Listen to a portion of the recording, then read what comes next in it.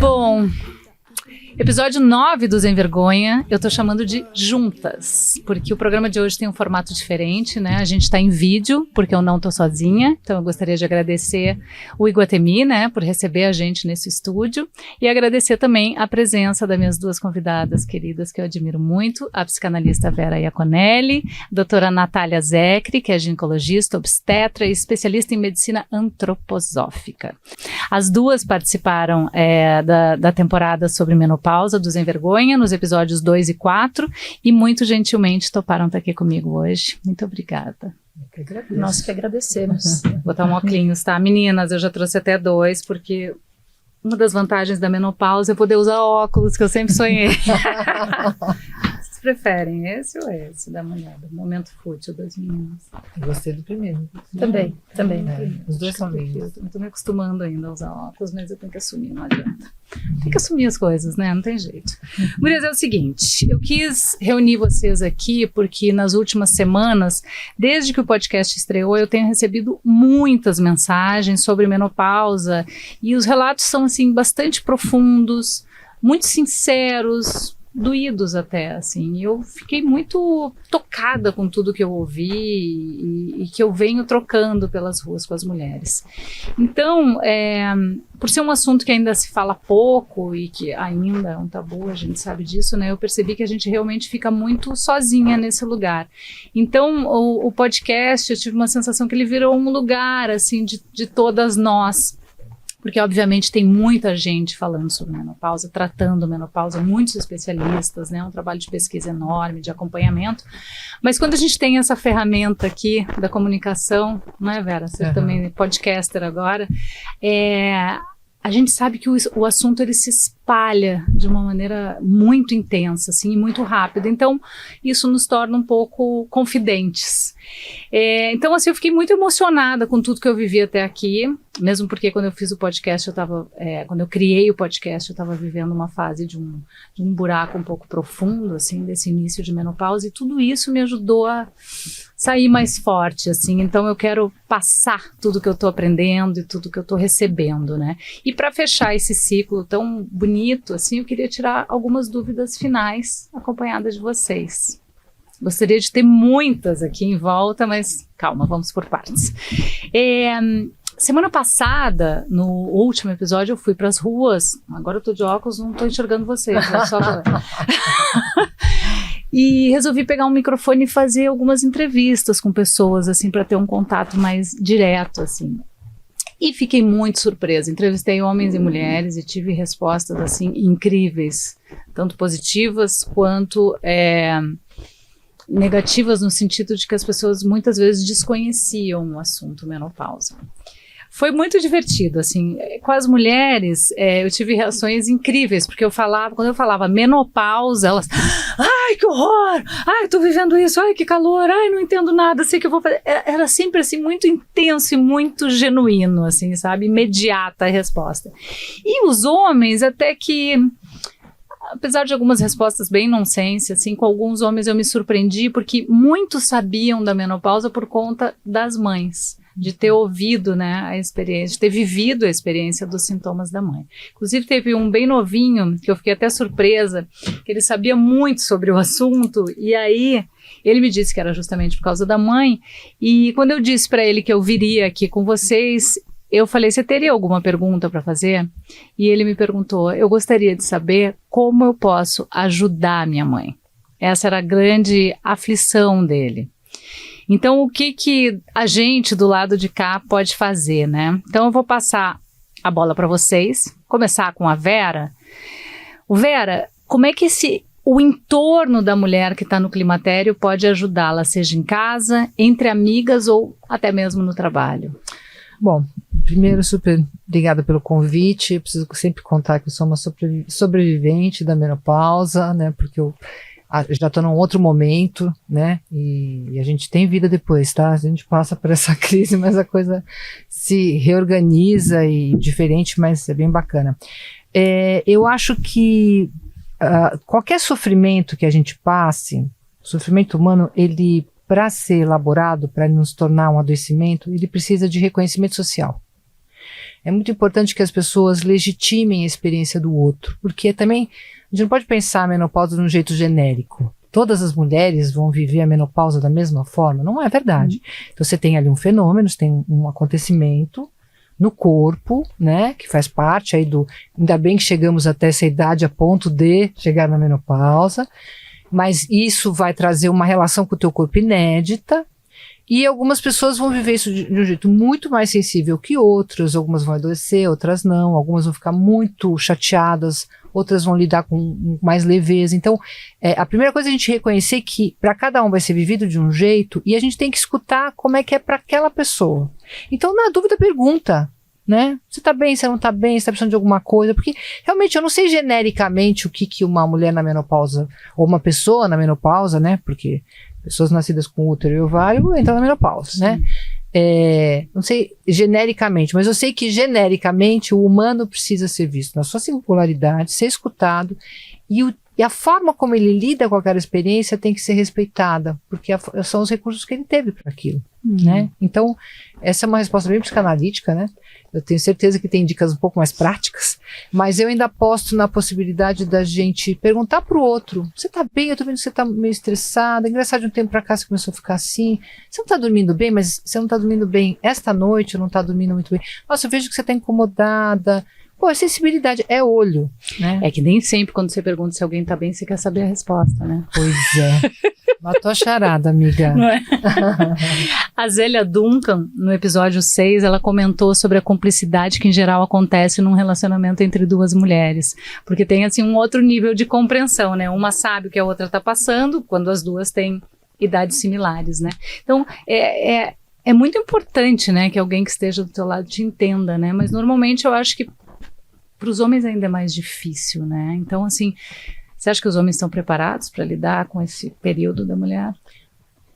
Essa pergunta é legal, porque assim, será que os homens estão preparados? Ponto.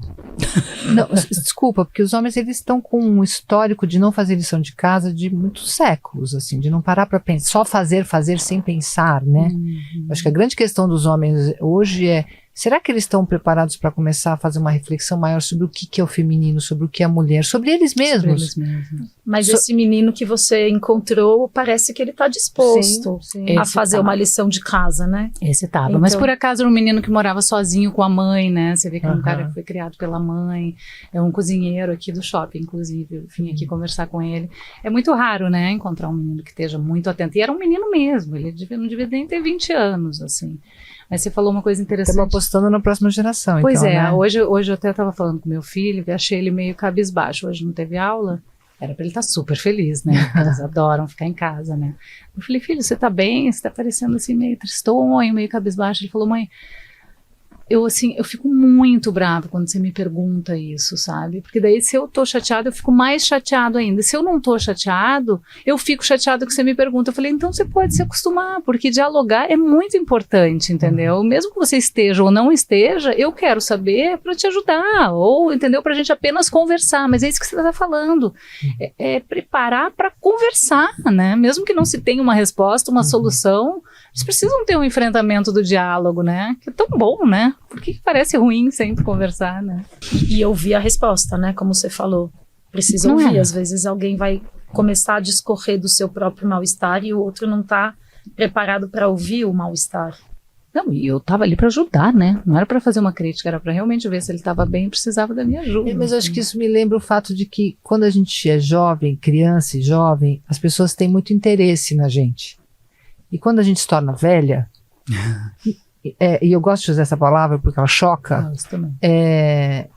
tem uma invisibilidade própria da idade, né? Em todos os sentidos, né? O que você pensa, o que você é, a tua sexualidade não importa muito. E os jovens, eles estão acostumados a serem questionados, né? Foi bem na escola, foi bem na escola, e até eles se fecham um pouco em função disso. Agora a gente tem uma invisibilidade mesmo, né? Exato.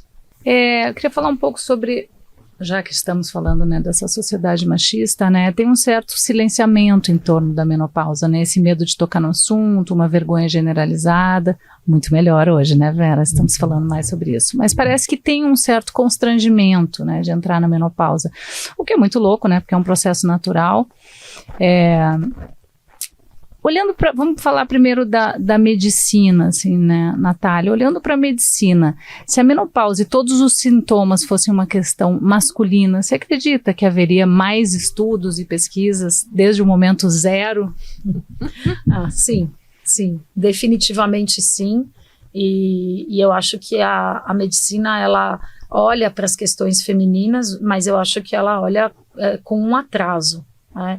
E ela olha também visando, enfim, eventos patológicos futuros. Então, os grandes trabalhos que começaram a sair sobre reposição hormonal, eles muito estavam falando como qual é o incremento no câncer de mama, qual é o aumento de riscos tromboembólicos, então visando efeitos patológicos, muito mais do que como que uma mulher se sente melhor, como ela passa a dormir melhor, como ela tem algumas atividades cognitivas mais resguardadas ou apoiadas a partir do uso. Então, eu acho que o olhar acadêmico, ele é um olhar mais patologizante, mais por aquilo que é o ruim e o que tem consequências ruins, do que como é que a gente incrementa a saúde. Então,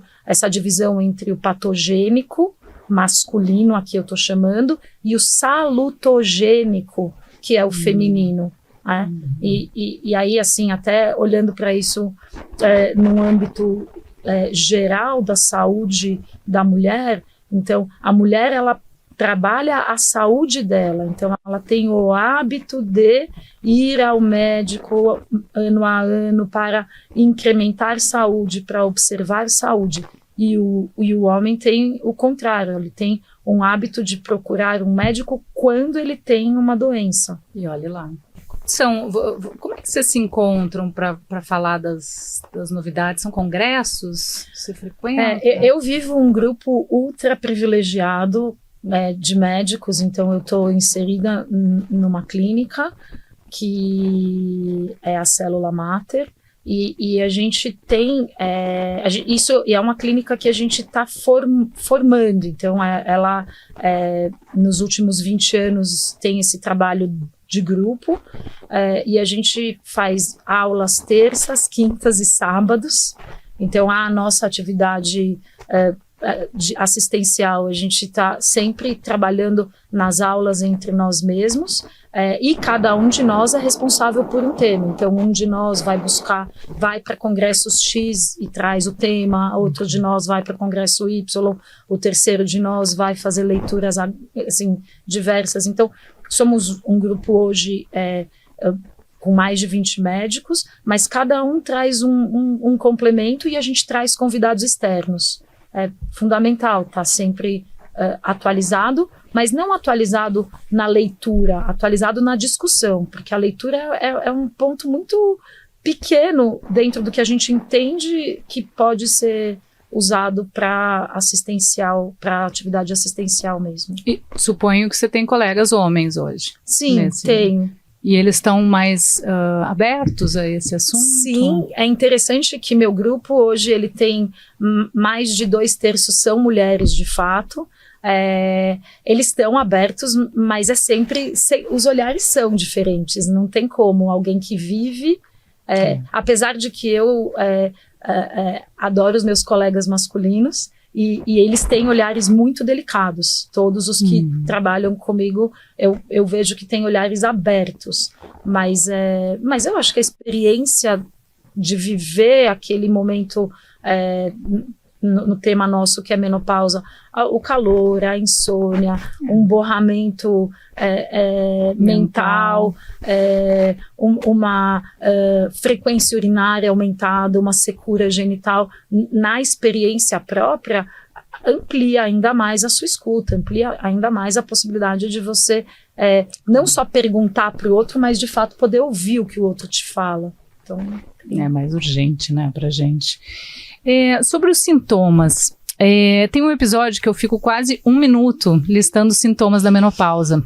Eu nem sabia que tinha tantos quando eu estava escrevendo o podcast. Eu achei legal perguntar isso para os homens, né, quando eu saí para a rua. E um deles me disse, na minha cabeça, porque eu perguntei assim, você acha que é de 0 a 10 sintomas, de 20 a 30 ou mais de 40 deles? Na minha cabeça não chega nem a 10. E ele ficou de cara quando eu falei que poderiam ser mais de 40 sintomas. E é isso, né? O nosso corpo se transforma bastante. Eu queria entender, Natália, por que as mudanças hormonais impactam o funcionamento de tantas áreas diferentes do corpo? Na leitura médica, ou na minha leitura médica, o nosso corpo, ele é composto por receptores. As nossas atividades metabólicas, endócrinas, as nossas respostas fisiológicas, elas estão relacionadas a receptores. E a gente sabe hoje que a gente tem receptores hormonais em todo o corpo. A gente tem receptores hormonais nos vasos, a gente tem receptores hormonais no cérebro, a gente tem receptores hormonais no útero, na pele, na mucosa, nos ossos, nas articulações. Então, a baixa hormonal, ela vai trazer um impacto em todos os nossos órgãos. Para uns mais, para outros menos, para uns com mais relevância, para outros com menos. Então, também a gente não precisa falar quando o teu hormônio cair, você vai sentir isso, porque claro, tem a individualidade, a natureza de cada um, mas isso é sobre receptores, eu diria, receptores hormonais. E qual a relação da menopausa com o cérebro da mulher? Encontrou-se receptores estrogênicos, de estrógeno, em todo o sistema nervoso. Então, a priori, essa é a relação. Assim, a gente está trabalhando sobre isso, a gente ainda está aprendendo muito sobre isso. Alguns trabalhos mostram que eventos relacionados à memória podem ser prevenidos ou podem ser atenuados a partir da reposição hormonal, mas a gente está aprendendo. Tem um tempo de aprendizado e de observação mais próxima para entender isso melhor. Parte emocional também, não é, Vera? A gente conversou bastante lá no podcast e é engraçado quantas mulheres na rua vieram me falar dessa questão de como não estão bem, assim, da cabeça, de como estão se sentindo tristes, deprimidas, né, estressadas. Vou insistir, porque a gente já falou sobre isso e você falou muito bem, assim, eu queria perguntar de novo, assim, você tem recebido muitas queixas em relação a essa fase da mulher relacionada essa sensação, né, emocional ruim? Sim. Só que eu acho que a gente tem que dividir um pouco o que tem a ver com essa transição do corpo, essa passagem do corpo para o envelhecimento, da forma social e cultural como a gente lida com isso, né? Quer dizer, o que é exigido de nós, fingir que nós teríamos outro corpo, com outras demandas, que a nossa produtividade tem que ser idêntica ao que era antes, que a nossa aparência tem que ser idêntica ao que era antes. Quer dizer, essa negação dos ciclos da vida, essa negação desse processo que é muito próprio da nossa cultura, faz com que aquilo que seria uma transição resolvida de diferentes formas é resolvida da pior maneira possível. Então, desde a negação, então a gente vai ter, por exemplo, na clínica, mulheres que chegam e falam assim, olha, minha menstruação parou e eu acho que posso estar grávida, entendeu? E ela vai no médico e descobre, não, você está grávida, você está entrando na menopausa.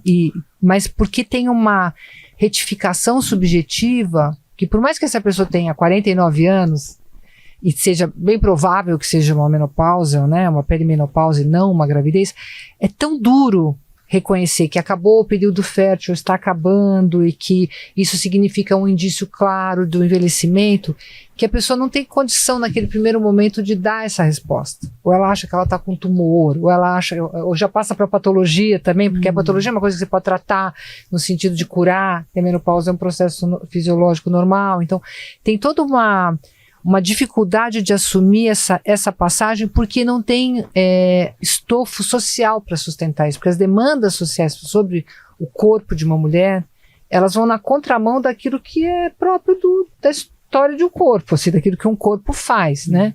Então, essa negação, ela é patologizante. Então, não são sintomas da menopausa só que vão fazer com que você sofra ou não, mas gente, é como se a gente está numa sociedade em que a gente está lutando contra o corpo da gente, assim, Sim. esperando coisas que não são execuíveis e tornando aquilo que é da ordem do impossível em algo a ser alcançado. Ou seja, frustração total e equívoco, né? E uma pena isso, porque na verdade, se a gente ao invés disso olhar para o que é que a gente tem de bom nessa passagem, né? Então, essa mulher que é mais madura, mais segura, com algumas coisas na vida já organizadas, que tem uma capacidade de se traduzir com uma responsabilidade social mais bem endossada. Se isso tudo é mais valorizado do que o corpo, a gente está aproveitando esse momento novo, fazendo Mas acho que isso combina com o corpo, porque esse corpo que não responde tão rapidamente, ele te permite ter um outro tempo de experiência até para refletir sobre as coisas, né? Quer dizer, então, eu não acho que é sem o corpo, eu acho que é com esse corpo que dá uma outra resposta, que obriga a gente a pensar as coisas de um outro lugar. Mas isso vai contra a produtividade neoliberal. A produtividade neoliberal, todo trabalhador tem que produzir muito igualmente, assim, não tem desculpa, não tem justificativa, né? Até eu tinha uma pergunta aqui, que é outra questão, né? Que a mulher que está na menopausa, muito provavelmente está também numa fase de carreira, né? Pensando aqui na carreira corporativa, por exemplo, de ocupar um cargo de liderança, de tomar decisões importantes. Então, com todos os sintomas que são muitas vezes incontroláveis, ela vai sentir cada vez mais síndrome de impostora durante esse período, né? De se achar insuficiente, que não vai dar conta, que não tem bala para assumir o cargo, e ainda ter medo que descubram no trabalho que ela está passando por isso, o que seria equivalente a está velha, está passada, está ultrapassada, né? É muito cruel, né? É muito cruel, e eu acho que me preocupa muito essa questão de estar ultrapassada, que esse anacronismo que eu vejo muitas vezes na geração, né? Porque as pessoas podem ficar anacrônicas mesmo, se elas insistem e não se renovarem, claro, né? Quer dizer, eu acho que o risco do anacronismo está colocado de saída, mas isso é confundido com as condições do corpo e com o envelhecimento. Quer dizer, estar aberto para o novo é muito custoso e muito difícil, mas é de outra ordem, né? Total. É de outra ordem. Sim, do interesse de cada um. É do interesse e da coragem, né? De ouvir o novo. E uma das pessoas com quem eu conversei, Vera, queria saber se a menopausa tem influência nas crises de ansiedade que ela tem tido. Você costuma ouvir isso dos seus pacientes? Muitos quadros depressivos, né? A depressão tem uma relação importante com a ansiedade. A gente tem depressões ansiosas e pode ter sim, né? Agora, a gente tem que lembrar que sofrimento não é adoecimento. Você pode passar por grandes sofrimentos na vida, grandes lutos, grandes perdas, sofrer, gente, chorar, ficar triste, tudo isso não é ficar doente, né? E a gente também anseia coisas, sem ansiedade a gente não levanta da cama de manhã, então uma dose de estresse faz parte do estou vivo e estou aqui, né? Eu vou aqui falar com a Fernanda Lima, que legal, vou falar com a Natália, eu fico ansiosa, isso é bom, estou vivona, né? Agora, essa ansiedade que te atrapalha a vida, que você não consegue fazer as suas coisas, que você está o tempo todo com aquele estômago parece que está embrulhado, enfim, isso já é da ordem do adoecimento, ou seja, alguma coisa no processo da menopausa, alguma coisa nessa transição, também composta aí com algumas coisas que se vive na vida, né? Quer dizer, essa menopausa está inserida numa história, né? Não está conseguindo encontrar um lugar que não desemboque no adoecimento. Então a gente tem que encontrar jeitos a partir dos quais a gente possa elaborar, porque a menopausa é um grande processo de elaboração psíquica, de uma retificação subjetiva em relação a quem eu era, quem eu estou me tornando e quem eu serei. Muito parecido com a menstruação, né? Criança que eu era, aí eu menstruo, entro na puberdade e vou adolescer e me tornar uma criança maior, né? Acaba aquela primeira infância. Então, essa transição também é demandada na menopausa, só que no sentido contrário. Eu estou no sentido do fechamento da existência, né? Então, tem muita elaboração psíquica aí para ser trabalhada. Isso também gera bastante ansiedade, mesmo que você não tenha os sintomas da menopausa. Com certeza. A Natália também compartilha desse só no olhar que a gente tem visto hoje na medicina, a gente tem uma existência também bastante prolongada na pós-menopausa. Então, toda essa elaboração, eu concordo plenamente, a gente já conversou sobre esse espelhamento menopausa, puberdade e outras falas também já vieram nesse olhar e eu acho maravilhosa e também na puberdade a gente está muito bem assessorado, muito bem acompanhado, tem o professor, muitas às vezes, mas a gente, é verdade, assim, eu tô aqui pensando no mundo ideal. Lembra mas, sua filha? Tô pensando nos meus filhos, em como eu vi isso acontecer, mas de fato temos uma chance de estar mais assessorados e a gente, assim, até o início do Sem Vergonha, a gente era um pouco solitário nesse tema, então esse pedaço da nossa história, às vezes a gente está bem acompanhado e às vezes a gente está solitário e eu acho que o brilho de toda essa conversa é que a gente se torne mais próximo nessa fala. Claro. O que sim a gente precisa lembrar é que a gente tem muito tempo de expectativa de vida para além dessa menopausa e isso também confirma esse trabalho médico de manutenção daquilo que é importante para essa fase. Então, no que antes a mulher podia viver 15, 20 anos depois da menopausa, hoje a mulher deve viver 40 anos depois da menopausa, numa situação até mais frequente. Então, ter esse cuidado não só com a transição, porque essa transição é do que a gente está falando, então a transição hormonal, mas com essa fase mais prolongada da vida que vem nessa pós-menopausa. Boa. Tem uma pergunta aqui que ela me perguntou: qual é o primeiro especialista que eu tenho que buscar quando os sintomas aparecem? Não, eu sou ginecologista, eu recebo essa, assim, eu acho que o ginecologista, ele entra num lugar daquele médico anual, daquela consulta anual, que você já tá lá. Uhum. Então, eu acho que é a primeira pessoa que você vai buscar e muitas vezes precisa dar atenção. Eu fiz a minha consulta anual há 2 meses, eu estava ótima, não sentia nada, não acontecia nada, e os sintomas apareceram. Volta lá, vai conversar com o seu ginecologista, ele te conhece já há mais tempo, porque fica uma coisa, então agora eu tenho sintomas diferentes e eu preciso de um outro especialista que nunca me viu antes. Sim. Então eu advogo pelo ginecologista. Tem como se preparar para essa fase, doutora? Acho que tudo que já foi dito até agora. Então, o desequilíbrio, equilibrar, é isso, assim, você brilhantemente já falou muito disso até a gente chegar. É colocar a vida na medida de tempo da vida possível. Então, tentar olhar para tantos pratinhos e entender quais que a gente quer manter, quais que a gente entrega, quais que a gente deixa cair, elencar de fato o que vale priorizar. Eu acho que tudo isso. Eu quero dar um palpite aqui, porque você me falou uma coisa que me interessa muito, que é assim, quando você é criança, jovem, a depender, né, cada caso é um caso, mas no geral a gente quer crescer logo, né? A gente quer ter autonomia, quer morar sozinha, a gente quer casar, quer namorar, quer ter filho, viajar, cada um com seus projetos, né? Então é como se o mundo que vem pela frente, você está ávido por ele. A menopausa marca que você pode até ter 40 anos depois, mas é um tempo no qual essa flecha muda de direção.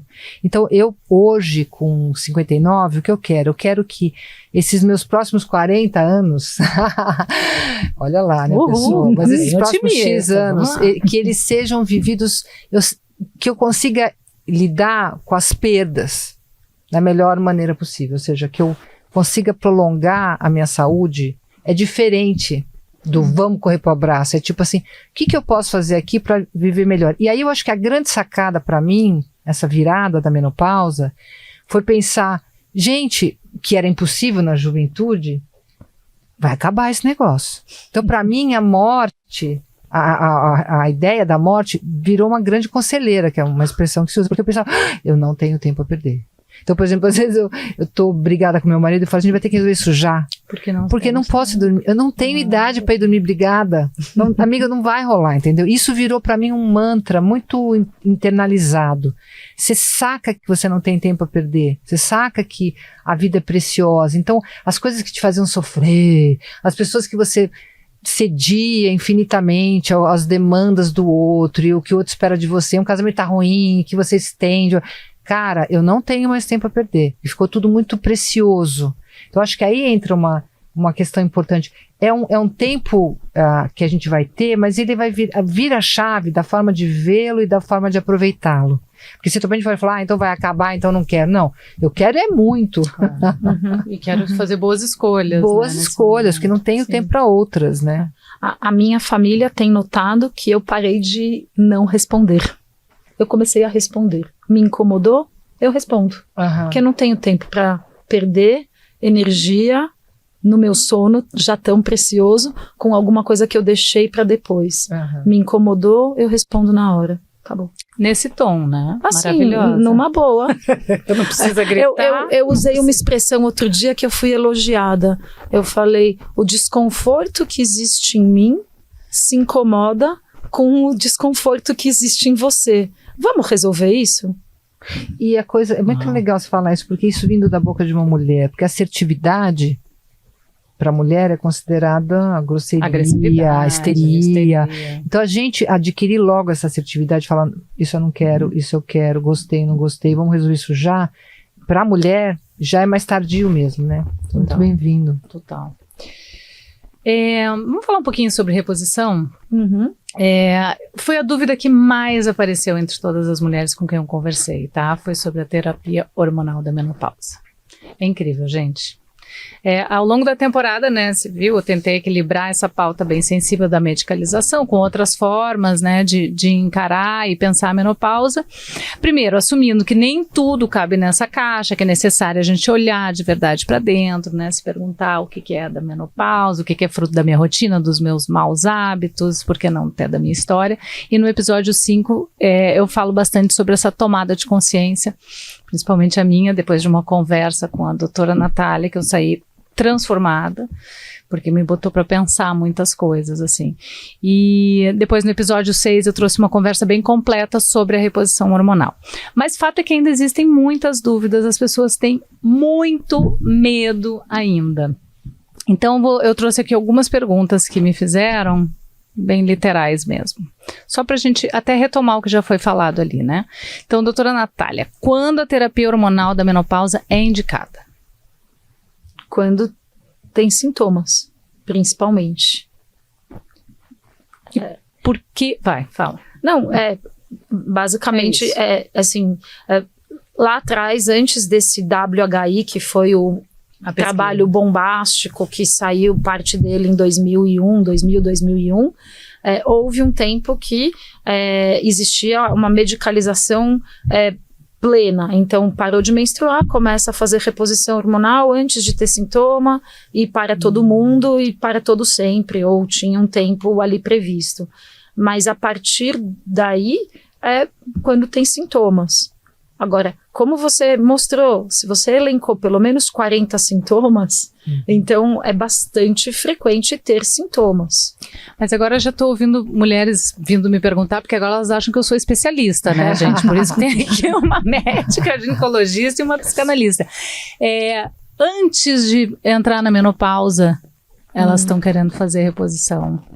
Eu acho que existem olhares para essa conduta. Então, existem médicos que assumem essa conduta e que entendem que eles precisam aliviar qualquer tipo de sintoma. Eu tenho o meu olhar que eu corajosamente trago e que eu concordo com a Vera que sofrimento e angústia não é doença e podem muitas vezes até direcionar a gente para ações muito importantes na vida. Eu prefiro aguardar e entender o que vem.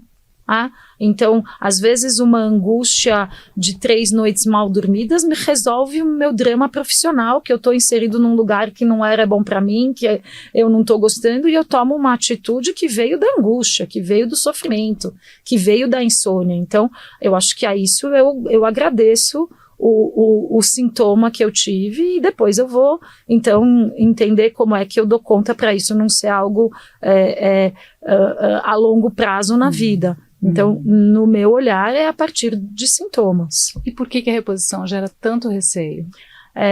Esse estudo, ele mostrou o aumento de câncer de mama no grupo estudado. Era um grupo de enfermeiras jovens, e ele trouxe um incremento, e ele foi lido de uma forma que, assim, ele aumentou numa porcentagem alta o risco.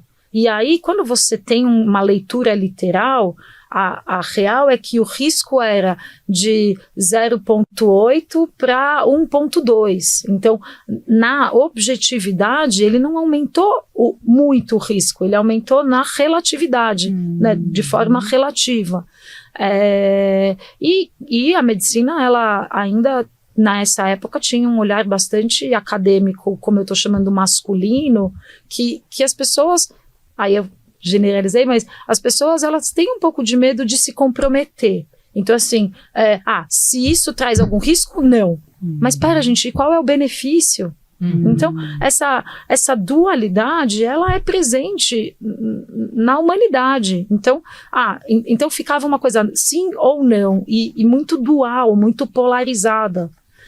E aí, com o tempo, então, e com os olhares e com a evolução das pesquisas, esse medo, ele acalmou, e aí esse lugar de quem também é o responsável, porque aí anos depois separou-se esses hormônios. Então, não é a reposição hormonal, mas é a progesterona.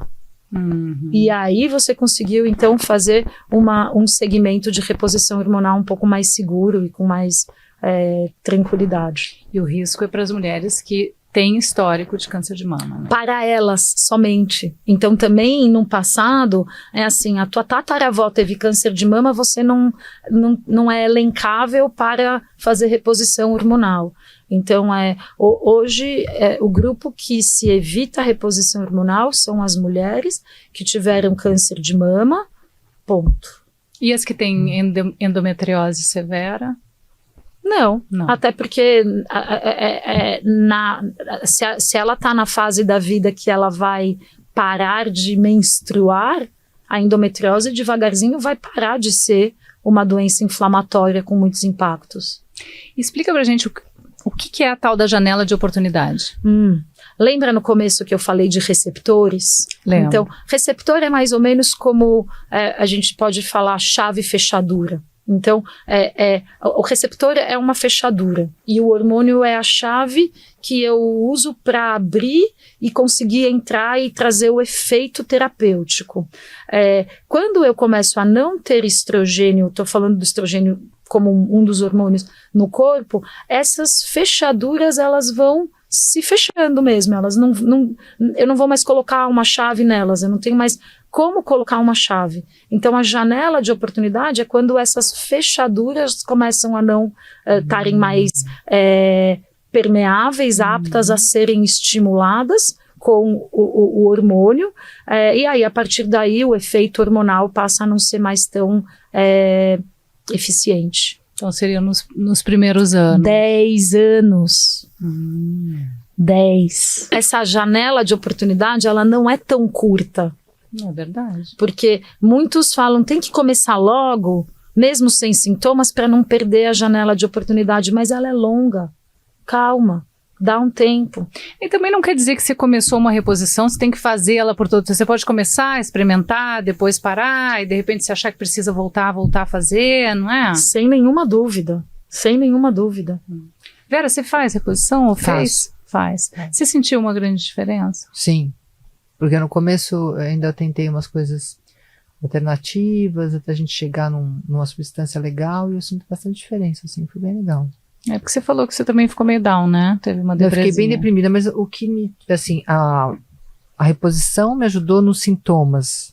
cansaço, né, de problema de Que sono. é isso, né? enfim. A reposição é para sintoma. Mas o quadro depressivo mesmo, para mim, teve a ver com análise mesmo, com a retificação subjetiva, que eu tô chamando assim, você mudar a perspectiva, a tua visão em relação ao teu corpo, mudar a tua visão em relação à tua autoimagem, as tuas expectativas, a tua relação com isso que eu falei da chave do tempo, né? Quer dizer, você tá em relação com a morte, a relação com...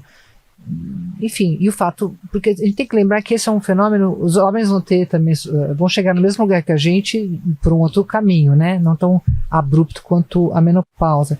Mas a menopausa tem esse impacto sobre a mulher em função também das expectativas sobre ser mulher. As mulheres, claro. Então, tudo isso eu tive que elaborar em análise para além dos sintomas, né?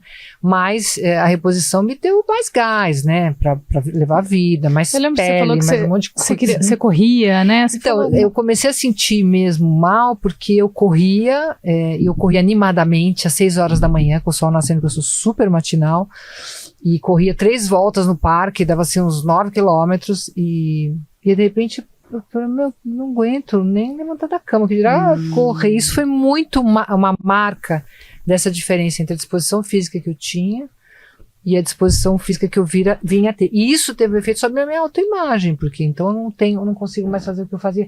E eu até comentei com você, né, Fernanda, eu tenho uma saúde basal muito boa que eu puxei da minha mãe. Então eu não sou uma pessoa acostumada a me sentir mal e ter algum problema e ir pro hospital. Você assim. sacou que tinha alguma coisa. Eu fiquei muito decepcionada. E você sabia que era a menopausa chegando? Olha, eu acho que isso é um tema, sabe? Isso é um tema, porque esse saber, você perguntou sobre estar preparada. Como a gente está preparada para uma coisa que a gente não viveu? A gente está preparada para a primeira relação sexual, para o nascimento de um filho, para... Ninguém se prepara. Talvez o que é a preparação mais legal é falar que você não vai estar preparada, que não subestimar a experiência e procurar pessoas que já passaram, conversar sobre isso. Então, eu acho que esse é o preparo, porque com toda a experiência, bagagem, história, e ouvindo pacientes e tudo que você pode imaginar, né, tendo amigas ginecologistas, comigo ia ser diferente, óbvio, entendeu? Porque o narcisismo da gente não tem fim, né? Claro. Então, quando chega ali, que é com você, é impressionante como a gente fala, que tem um lugar narcísico, quando eu digo, não, mas comigo não vai ser igual. Claro. E aí você vive, e você percebe que você é igual a todo mundo, porque é isso que a gente né? E aí você tem que fazer um trabalho de uma liçãozinha de casa. Posso falar um pouco Claro. disso? Na verdade, com todo o amor que eu tenho à minha mãe, mas a minha mãe passou pela menopausa sem sentir nada, sem nada acontecer, e ela sempre me contava isso. E eu acho que é um grande desserviço. É complexo. Então, ao mesmo tempo que a tua história do menino que vê a mãe, ele se sensibilizou para que existem situações fisiológicas que trazem mal-estar e que tá tudo bem e que a gente pode acolher. E eu perguntava para ela, mãe, como é que foi para você? Nem sei, não me lembro. Isso te frustrou? Muito. Muito. Como... Mas você recuperou cenas, porque minha mãe também contava isso, eu acho que isso era um mito da época, pra dizer que era forte, também, pra né? não assustar a gente, pra dizer que eu continuo a mesma. Acho que tem uma série de negações aí, mas aí resgatando, Você lembra? nossa, tal coisa, você começa a recuperar as cenas. E aí o quebra-cabeça se monta, né? Tadinhas também, né, gente? Olha nós aqui conversando, falando abertamente, não né? É sem culpá-las, mas de reconhecer que ali é como... mais difícil, né? Nossa, minha mãe tadinha. Uma pergunta aqui interessante. Veio lá dos comentários do podcast no Spotify. Atualmente vivemos uma febre de uso e indicação de suplementos, e a menopausa também virou um nicho para esse mercado. Mas o que realmente vale a pena sem cair em modismos e discursos sem comprovação científica? De fato, estrogênios. Então, quando a gente fala estrogênios, a gente está falando estriol, estradiol e estrona. Esse é o grupo dos estrogênios, e a reposição hormonal vai ser feita, na maior parte das vezes, com estradiol, que é um hormônio de potência adequada para a reposição hormonal, e este hormônio é o grande o grande medicamento.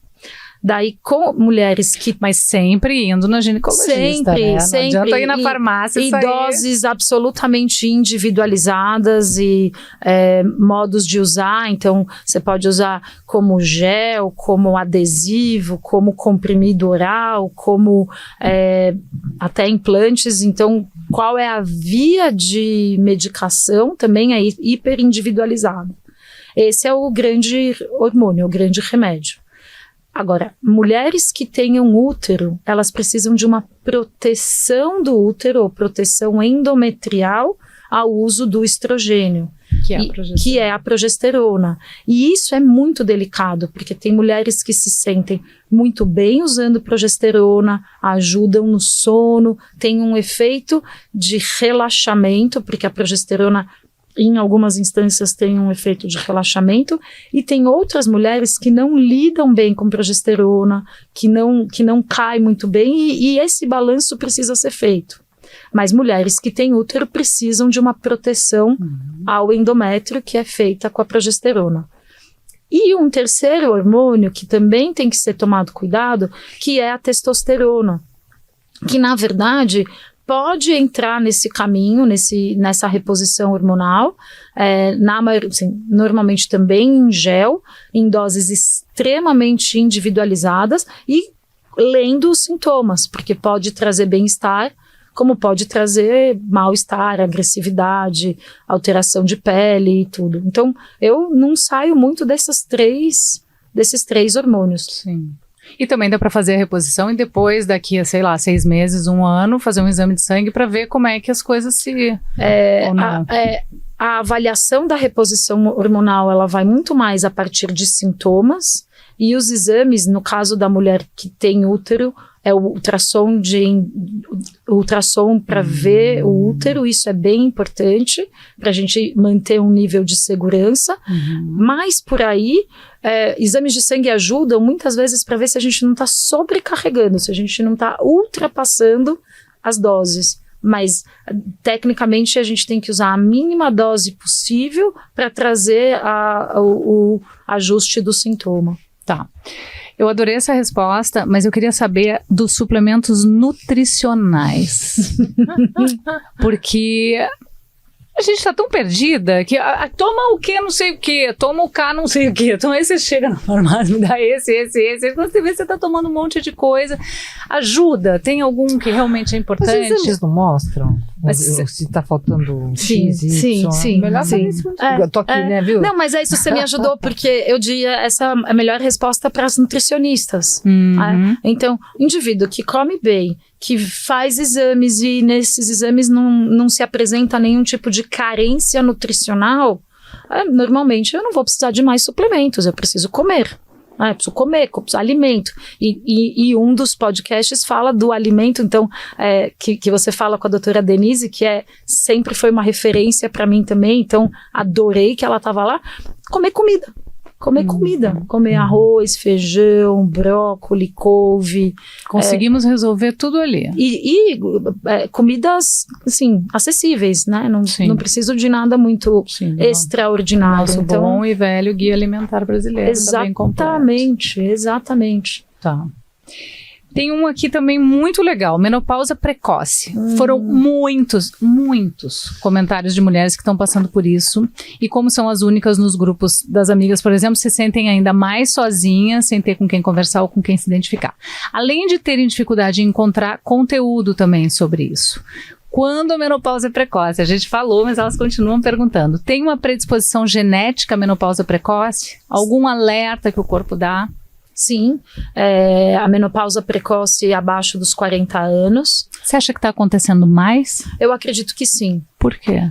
Porque ela tem uma relação inflamatória. Então, assim, você perguntou sobre genética, então sim, tem uma relação familiar, mas também tem uma relação com as chamadas doenças autoimunes. Então, alguém que tem uma tiroidite autoimune, alguém que tem uma retocolite autoimune, alguém que tem doenças de pele autoimune, então psoríase, vitiligo, e muitas vezes a gente tem doenças autoimunes subclínicas ou subdiagnosticadas, diagnosticadas e muitas vezes a gente tem hábitos de vida que são inflamatórios, no sentido de sobrecarregar o nosso organismo com alimentos industrializados, processados, ultraprocessados, não temos a quantidade de sono necessária, a quantidade de movimento necessária para equilibrar um dia. Então, eu infelizmente sim tenho visto mais menopausas precoces dessa ordem, e tem outras menopausas precoces que vêm da ordem de tratamentos com quimioterapia, pós-câncer ou radioterapia, mas essas estão mais avisadas, elas sabem um pouco assim,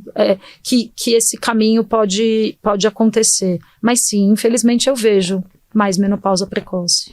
Esses casos de mulheres que fazem tratamentos quimioterápicos é mais abrupta, né? A menopausa chega mais abruptamente. Por que isso acontece? Porque a quimioterapia, ela bloqueia a replicação celular. E o ovário é um órgão que está em constante replicação celular. Na verdade, o ovário, ele contém o que a gente chama de folículo, e o folículo está numa forma imatura, e ele vai mês a mês se replicando para se tornar o óvulo. E a quimioterapia, infelizmente, ela tem uma toxicidade justamente para esses órgãos que estão em alta replicação celular. Nossa. Mas tem um alento, existem protocolos de preservação da fertilidade de urgência para pacientes que deverão ser submetidas a tratamentos de quimioterapia. Então, é rápido, a coisa que eles conseguem em 5, porque quando você define que você vai precisar fazer uma quimioterapia, ninguém está muito preocupado em esperar o tempo do ovário para você preservar a fertilidade. Estão preocupados em preservar primeiro a sua vida, mas já existem protocolos que fazem isso. Em 5, 6 dias que a gente consegue atrasar o início de uma quimioterapia, pode ser feita uma preservação de fertilidade. Mas aí, no intuito da fertilidade. Sim. Isso não modificaria exatamente a menopausa dessa mulher. Interessante. Vera, uma curiosidade, tu pode até não responder. Qual é a proporção de mulheres e de homens que tu atende? 2/3 mulheres. Os homens vão menos nos consultórios. Eles estão vindo, mas não foi criado para o homem um repertório, né, para ele falar de si. A virilidade está muito associada a se virar sozinho, não nomear, partir para o ato, fazer, responder imediatamente, pouca reflexão. Essa é meio modelo viril, né? É da cadeirada, é uma outra forma de resolver as coisas. E as mulheres são criadas mesmo para... Até o corpo das mulheres chama mais a atenção delas desde sempre, né? Então elas têm uma coisa mais voltada para si, mais para reflexão, mais para o espaço das conversas, né? E tem sido um assunto frequente na tua clínica, a menopausa? Sim, porque também, como eu não trabalho mais com crianças e adolescentes, acabo pegando mais adultas. E isso é muito perceptível, isso que a Natália traz. Cada vez elas trazem a menopausa mais precoce. Eu fico muito chocada com isso, porque a minha menopausa eu tinha 52 anos, quando realmente acabou mesmo a minha menstruação. E hoje eu vejo mulheres com 40 e poucos, né? E com muito mais frequência. E no começo eu estranhei. Falava assim, nossa, será que não é?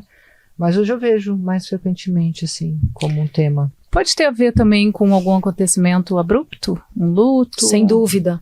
Sem dúvida. Isso eu já vi inúmeras vezes. Eu posso até dizer que eu mesma vivi um luto que foi composto também com a parada da menstruação, mas que também depois ela voltou. Então, também esse cuidado de não hipermedicalizar. Se qualquer pessoa vai lá e faz um exame de sangue, aí fala, olha, seus índices indicam menopausa, aí você veste o capuz de que estou na menopausa. Calma.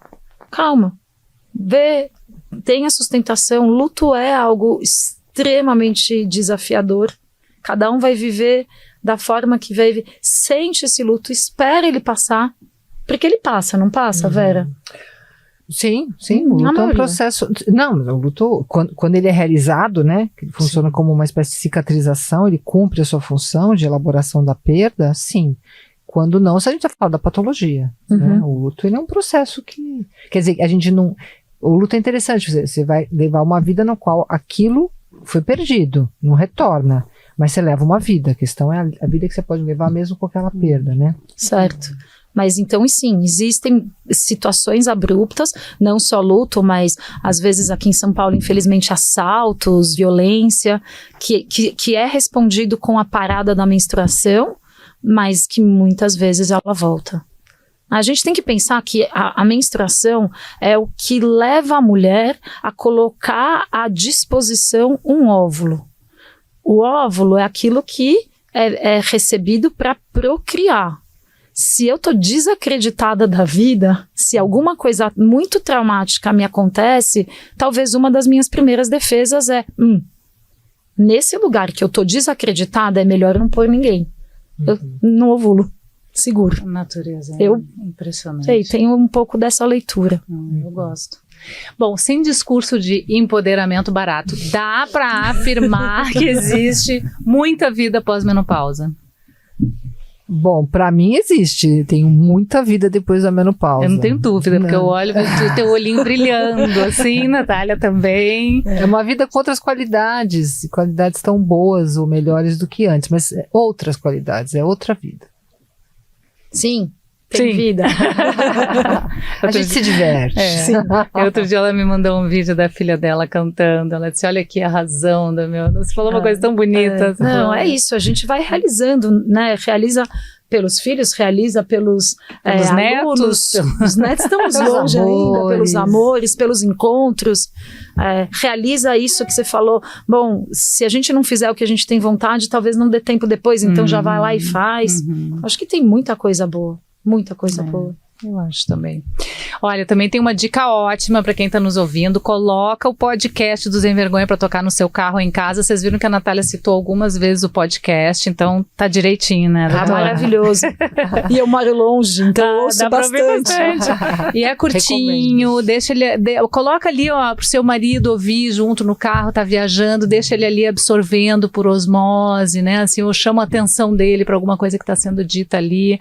Algumas ouvintes me disseram que fizeram isso, que foi super legal. Eu coloquei o podcast pro Rodrigo ouvir e ele ficou super emocionado mesmo, assim, sabe? Quando terminou, eu olhei para ele, sabe? Eu acho que ele ficou orgulhoso que eu consegui me reinventar num processo delicado e também ficou surpreso porque eu acho que ele nunca tinha ouvido nada do que estava sendo dito ali.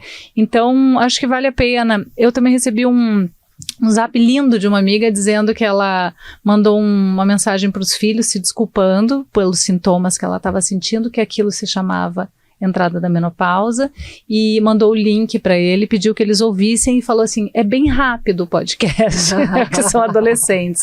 Então, diz que eles ouviram e achei bonito também, né, esse compartilhamento para que, pelo amor de Deus, escutem o que eu tô passando, né, das mulheres. E então é isso, compartilhem aí nos grupos de amigas, da família, grupo de mães, pais da escola, vamos fazer essa informação circular.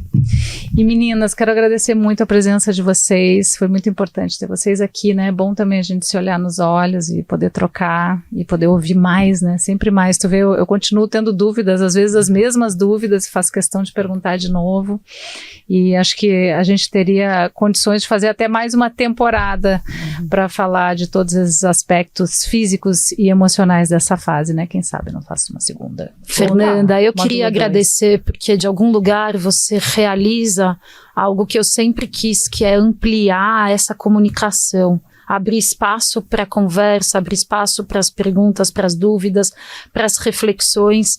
Então, eu realmente fico muito, muito feliz de ver isso no mundo e no mundo de uma forma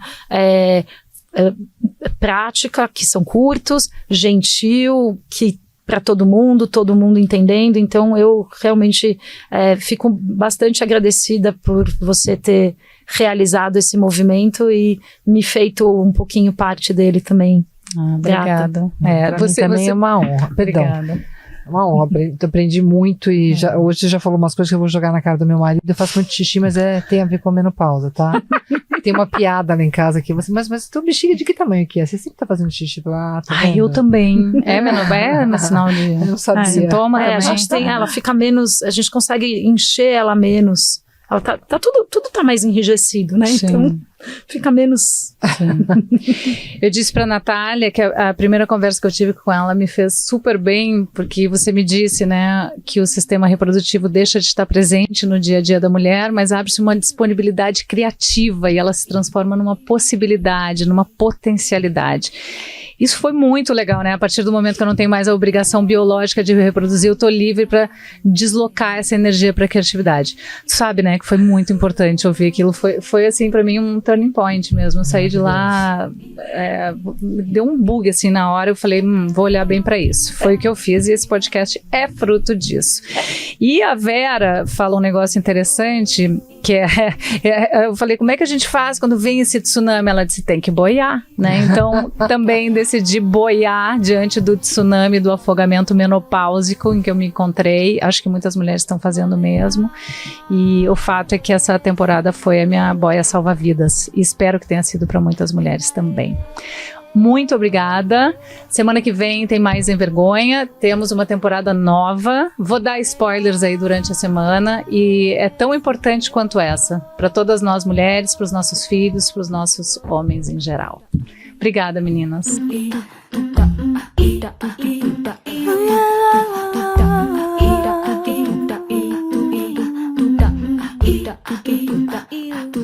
Sem Vergonha é um podcast dividido em curtas temporadas. E em cada uma delas a gente vai tratar de um tema contemporâneo diferente. Ficha técnica. Criação, Fernanda Lima. Roteiro, Fernanda Lima e Bruna Bopp. Coordenação, Mel Mesquita. Assistência, Meire Beck. Produção, Bruno Porto e Raquel Alves. Música original, Lena Barrulli. Edição e sonorização, Igor Amorim. Apoio, Iguatemi.